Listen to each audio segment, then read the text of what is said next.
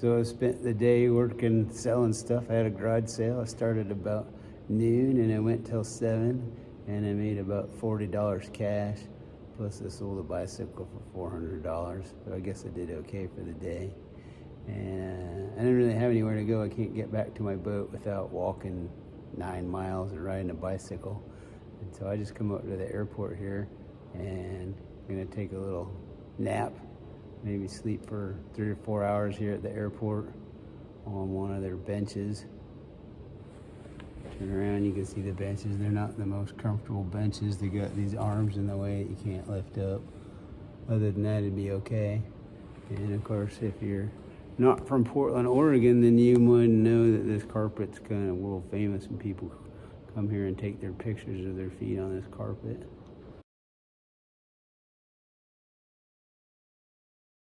Anyway, I'm going to take a nap. I had a reasonably okay day selling stuff, and I'm going to go back to my storage unit on Saturday and Sunday and sell more stuff, so wish me luck. So I worked at the PDX airport from 2010 until 2014. Here's some pictures of me while I worked there. I helped manage their $500 million capital portfolio. The Port of Portland owns the airports in Portland. They also own 5 marine terminals and a whole bunch of industrial properties. So I have a little bit of knowledge about airports and marine terminals and industrial properties as well. So when I talk about airports, I kind of know a tiny bit about what I'm talking about. I know a lot about the Portland airport, though. I spent 5 years working in the building right there at the front of the airport.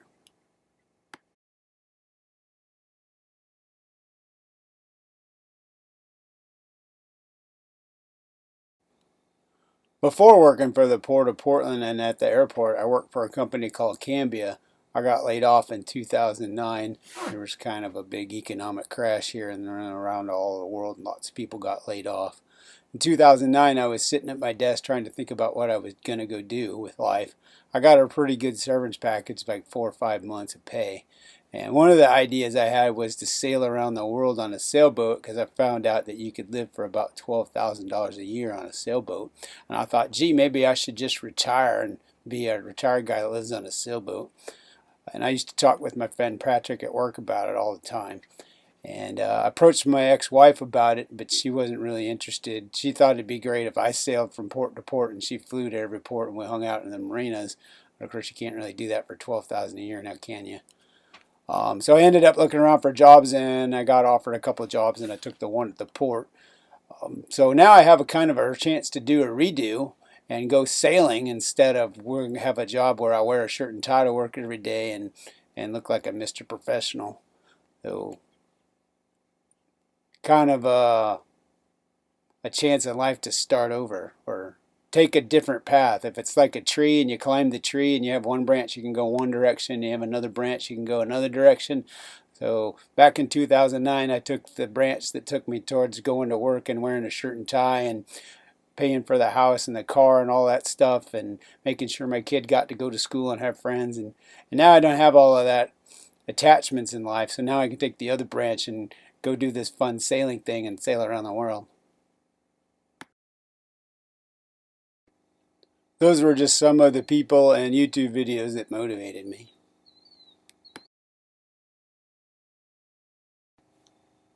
Plus, I saw this movie, Blame It on Rio, when I was in high school back in 1984, and I always wanted to go to Rio ever since I saw that movie. And it just kind of ties in with the whole sailing theme and going to the beach.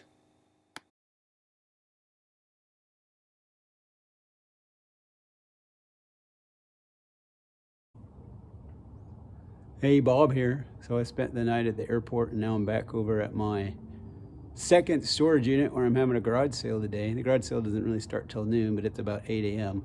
I got some time to kill. I might have mentioned in some other videos I'm doing a Kitchari diet. And so I'm going to try to cook Kitchari here. I got this pot just a little bit to the left of me.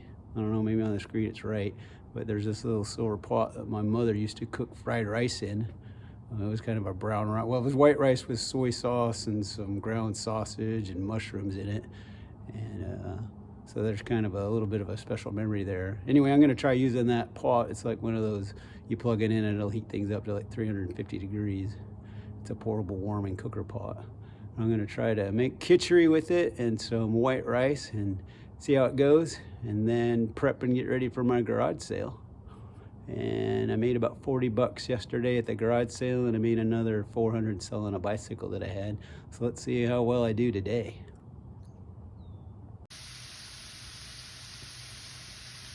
Right, so I started making kitchari using this little pan that my mother left me. I forgot to soak the mung beans last night. You can kind of quick soak them by boiling them for 5 minutes and then let them sit for a bit. I already made some rice over there. I'm going to use this pan to cook up rice, quick cook the mung beans, soak them, and now I'm sauteing the onions and ginger. And then I'm going to throw in the mung beans and some water and spices and cook it up. As one pan is able to cook just about everything I need. Kind of cool. Of course, since it's electric, it doesn't really work for my sailboat, but I got propane on there now.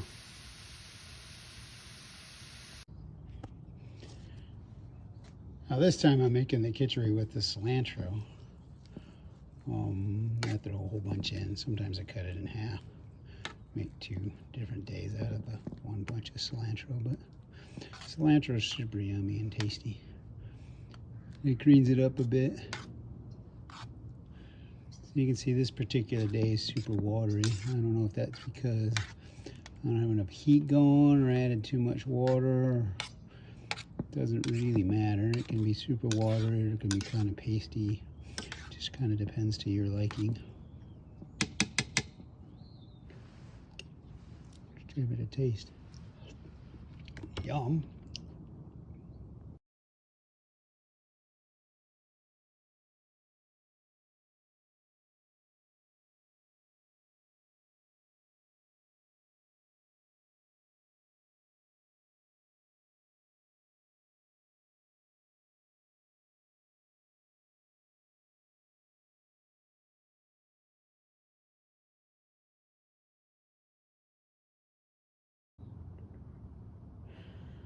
So I wasn't paying attention, and I was cooking kitchari on my table next to all of these books, and I turned the heat up a little bit, and then of course it overflowed onto the side and ran over a bunch of the books. So now I have a bunch of kitchari stained books for sale, and there you can see what happens to it. So one of the downsides of eating kitchari is kind of stains just about everything. If you put it in a plastic bowl, it's going to be kind of slightly yellowed now, and so now I got to clean up my mess. Ha ha ha, funny me. So, oh my gosh, I lost about, well, I'm selling the books for 50 cents. So maybe I lost $5 in books or something. Oh well, I just throw them in the trash. So Saturday, the garage sale was reasonably busy. I made something like 150 bucks selling stuff. And then it kind of slowed down around 4 o'clock. And it was just kind of dull and boring. I forgot to turn the camera on when there were people around, so all I got is video of dull and boring. Sunday was even worse. I had one person show up. I spent the whole day there from 10 to 7. I made 50 cents. I started working on wrapping things up and selling them on eBay, which has turned out to be somewhat lucrative for me. I'm making way more money selling stuff on eBay than I am selling stuff at my garage sale.